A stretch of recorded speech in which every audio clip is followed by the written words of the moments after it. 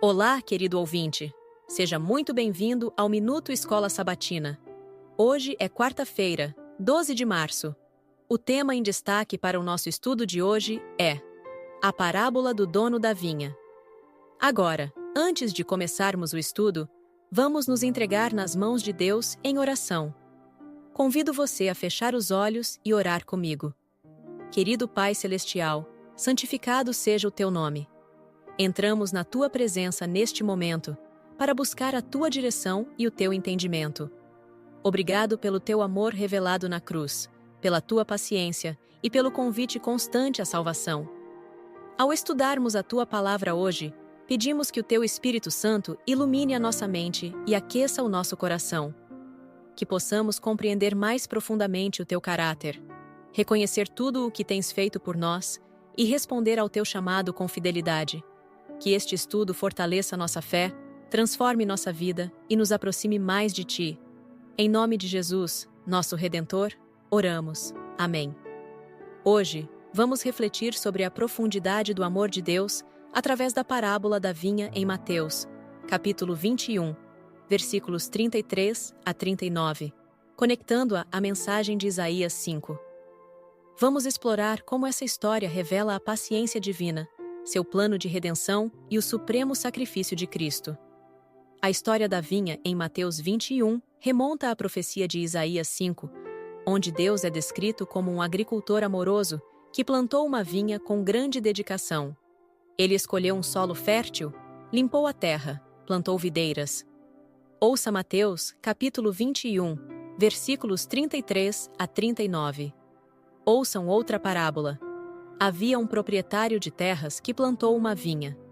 Colocou uma cerca ao redor dela, cavou um tanque para prensar as uvas e construiu uma torre. Depois, arrendou a vinha a alguns lavradores e foi fazer uma viagem. Aproximando-se a época da colheita, enviou seus servos aos lavradores para receber os frutos que lhe pertenciam. Os lavradores agarraram seus servos. A um espancaram, a outro mataram e apedrejaram o terceiro. Então enviou-lhes outros servos em maior número, e os lavradores os trataram da mesma forma. Por último, enviou-lhes seu filho, dizendo: A meu filho respeitarão. Mas quando os lavradores viram o filho, disseram uns aos outros: Este é o herdeiro. Venham, vamos matá-lo e tomar a sua herança. Assim eles o agarraram, lançaram-no para fora da vinha e o mataram. Em Mateus, Jesus repete essa imagem, acrescentando que a vinha foi arrendada a lavradores e que o dono se ausentou. Essa representação aponta para Israel e o cuidado especial que Deus teve com seu povo. Ele os chamou, libertou do Egito, deu-lhes sua lei e lhes enviou profetas. No entanto, o povo muitas vezes rejeitou essa graça, afastando-se do Criador. Isaías, capítulo 5, versículo 4. Que mais se poderia fazer por ela que eu não tenha feito? Então, por que só produziu uvas azedas quando eu esperava uvas boas? Pergunta. Ao ouvir Mateus, capítulo 21, versículos 33 a 39, à luz da pergunta de Isaías 5:4, reflita. O que mais Deus poderia ter feito por seu povo que ainda não tenha feito? Jesus amplia a narrativa de Isaías ao introduzir os servos enviados pelo dono da vinha para recolher os frutos.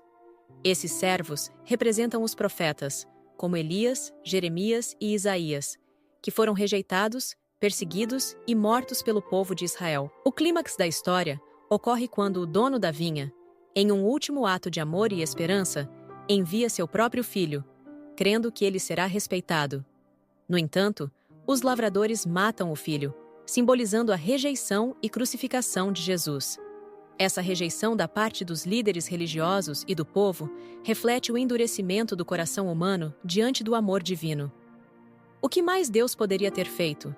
Ele entregou seu próprio filho para salvar a humanidade. Como João, capítulo 3, versículo 16, declara, está escrito: Porque Deus tanto amou o mundo, que deu o seu Filho unigênito, para que todo o que nele crer não pereça, mas tenha a vida eterna. Deus poderia ter resolvido o problema do pecado por meio da força, mas isso não traria uma transformação autêntica. O grande conflito exigia uma demonstração pública do seu caráter. Romanos, capítulo 5, versículo 8, está escrito: Mas Deus demonstra seu amor por nós. Cristo morreu em nosso favor quando ainda éramos pecadores. A cruz foi a suprema revelação da justiça e do amor de Deus. O evento da cruz revela que Deus fez tudo o que era possível para eliminar o mal sem destruir o livre-arbítrio. O amor verdadeiro exige liberdade, e Deus respeita essa escolha, mesmo quando envolve sofrimento. Isaías, capítulo 53, versículo 4, nos lembra: Certamente ele tomou sobre si as nossas enfermidades, e sobre si levou as nossas doenças. Contudo, nós o considerávamos castigado por Deus, por ele atingido e afligido. Cristo carregou sobre si não apenas nossos pecados, mas também nossas dores e aflições. O próprio Deus sofreu ao ver seu Filho crucificado. Se houvesse outra maneira de salvar a humanidade, ele a teria escolhido. Mas a cruz foi a única via possível. Com base em Isaías 53, versículo 4, quais são as enfermidades e dores que Cristo carregou na cruz? Como essa verdade nos ajuda a compreender a grandiosidade do que Deus fez por nós e o alto preço da nossa salvação? Hoje, vamos analisar um trecho extraído do livro Olhando para o Alto, escrito por Ellen White, mais precisamente da leitura do dia 7 de março. Esse texto nos traz uma reflexão profunda sobre a verdadeira identidade do Israel de Deus e a armadilha da justiça própria. Ellen White afirma que o povo judeu poderia ter se arrependido se quisesse, mas estava envolto nas vestimentas de sua própria justiça. A referência aqui é clara. Os judeus do tempo de Cristo acreditavam que sua linhagem como descendentes de Abraão lhes garantia automaticamente as bênçãos prometidas a Israel. No entanto, a escritora enfatiza que essa crença os levou a um estado de autojustificação e resistência ao chamado ao arrependimento. Na história bíblica, vemos que os líderes religiosos da época de Jesus frequentemente se apoiavam em sua ascendência para reivindicar privilégios espirituais.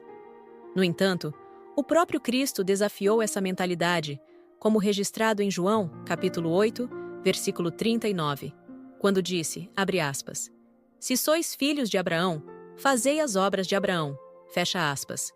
A verdadeira filiação não se baseia em laços de sangue, mas sim em um coração transformado pela fé. Ellen White reforça essa ideia ao afirmar que o Israel de Deus não é definido pela descendência física, mas sim pela conversão genuína a Cristo. Isso está em harmonia com o ensino de Paulo em Romanos, capítulo 9, versículos 6 a 8, onde ele explica que, abre aspas, nem todos os que são de Israel são israelitas, e que os filhos da promessa são contados como descendência. Fecha aspas. O verdadeiro Israel são aqueles que, independentemente de sua origem, aceitam a Cristo como Salvador e vivem segundo seus princípios. O alerta presente nessa passagem de Olhando para o Alto é muito relevante para nós hoje. Precisamos examinar nosso coração para garantir que nossa fé não esteja baseada apenas em tradições ou em uma herança religiosa, mas sim em uma entrega verdadeira a Cristo. Não é a justiça própria que nos torna aceitáveis diante de Deus, mas sim a justiça de Cristo imputada a nós pela fé, que possamos, como verdadeiros filhos da promessa, buscar uma experiência genuína com Deus, permitindo que seu Espírito transforme nossa vida. Querido ouvinte, Deus já fez tudo o que era necessário para a nossa redenção. Ele preparou a vinha, enviou seus profetas e, por fim, entregou seu Filho para nos resgatar. Diante dessa verdade, qual será a sua resposta? O convite de Cristo ainda está de pé. Ele quer transformar nossa vida e nos dar a salvação. Vamos aceitar seu chamado, reconhecer seu amor e viver de acordo com essa verdade? Que possamos refletir sobre o sacrifício de Jesus e responder com uma vida de entrega e fidelidade. Agradecemos por estar conosco em mais um episódio do Minuto Escola Sabatina. O próximo tema da lição será a vindicação do nome de Deus. Reserve um tempinho e ouça. Deus te abençoe. Até o próximo episódio.